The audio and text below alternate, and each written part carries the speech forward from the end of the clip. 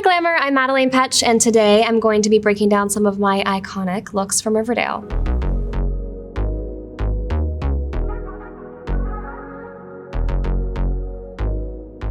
This episode haunts me to this day. This is from episode 9 of the whole show. We are wearing this lovely red ensemble. All of us are in red, of course.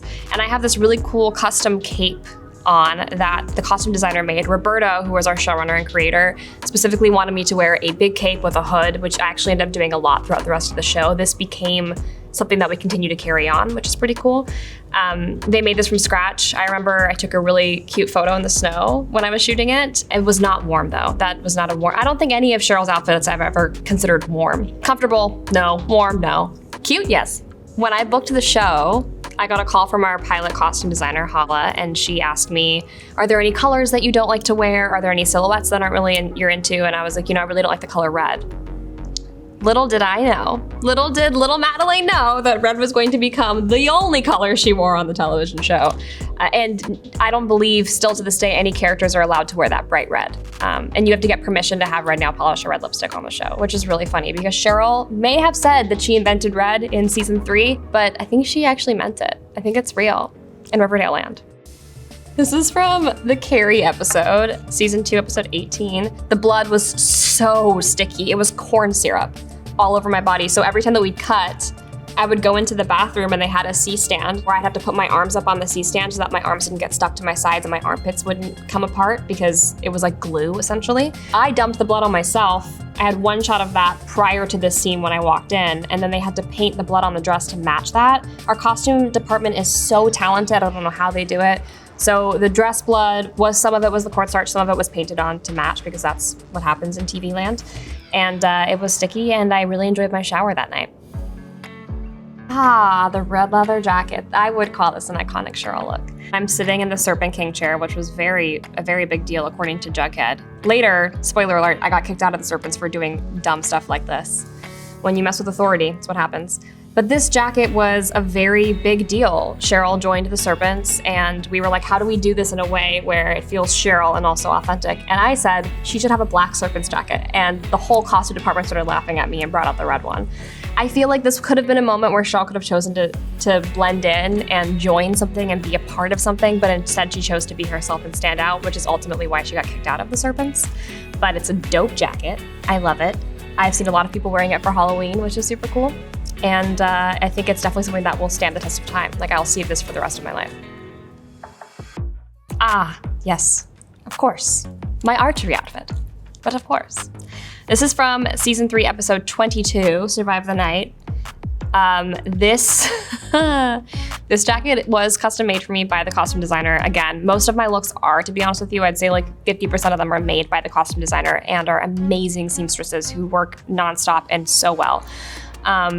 This is actually warm. One of the only outfits I've ever worn on the show that I can say is warm, maybe sweaty even.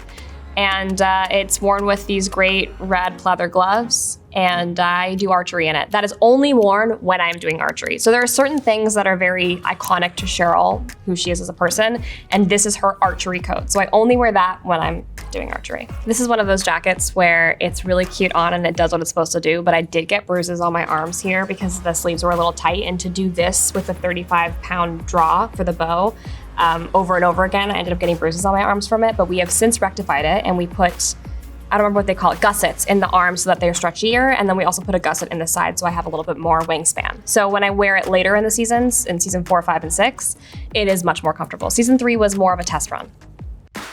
Yes, my cheerleading outfit. Of course, it is shorter and tighter than anybody else's on the squad, naturally. It's something I've worn a lot. The cheerleading squad is definitely such a huge part of Cheryl's identity. It was the first leadership position that she got, and I think that she really enjoyed that and likes bossing people around, and also it was the first place where she really felt like she belonged. Listen up! Appleyard is indisposed, so consider this a coup. And before any of you reptiles object, a word to the wise, you owe me this. So it's really important to her and her identity, which is why when she graduated high school and we skipped forward 7 years, I think it was really tough for her to figure out where she belonged because she was the cheerleading coach for a while and then something happens, which you'll see, and she, maybe isn't. I don't know. We're not really sure. We're still figuring it out, but it's definitely hard for her to lose that part of her identity because it was so important to her. It was the only place I think she's ever truly felt like she could be herself. This dress is interesting. So on the dress, there are strings of pearls and beads, which would get stuck to my tights, which was very fun. So I changed my tights a lot this day. But I've loved the dress since the moment I saw it. I felt like it would have the perfect moment for it to shine on screen, and we definitely found it. It's quite short. We have this really strange terminology on the show called, is it a sitting dress or a standing dress? This was obviously a standing dress. A lot of my clothing is not sitting clothing, for reasons that I'm sure you can imagine. I'm trying to get my girlfriend back in this moment, and I'm trying to like kind of manipulate and master the strings to get everybody to leave so that we can be together and I can show her my surprise. So it needs to be show-stopping. This is season 5, episode 17, Dance of Death. This dress actually does have a story. It's also easier to remember because it was like 4 months ago versus years ago. This was supposed to be a ministry outfit that I wore, one of my many speech looks when I was giving sermons, and I felt like it was time to shift because she was no longer going down the religious path. And this is kind of the first moment where Cheryl discovered her strength in her abilities in, how do I say this lightly, magical powers? Call upon wind, as I have once before. Blow a cool gust across Archie's brow. Call upon water, where I saw my departed brother in the icy depths of Sweetwater River, and where I, myself, was reborn. I wanted this look to be more of Cheryl embracing Mother Earth and embracing that side of her because this scene is so much of her being confident in her powers to save Archie. And so we found this really cool red dress that I felt like embodied Cheryl because it's red, and also worked with what's going on in her storyline because it's more of her embodying her strength with the elements and aligning with Mother Earth. It was really important to me that this was a different silhouette for Cheryl. This is definitely more flowy, and like I said, it feels a little bit more of the earth, as of the earth, or in touch with the earth as Cheryl gets. This is it. So it was important to me for it to feel different and for it to feel like a shift in her character because this scene is such a big shift for her. Season 6, Cheryl is leaning into what she finished off with doing in season 5. She is getting more in touch with the magical part of the world. Blood will be shed. Demons will come back from the dead. It is going to be a wild ride, but I hope you enjoy it.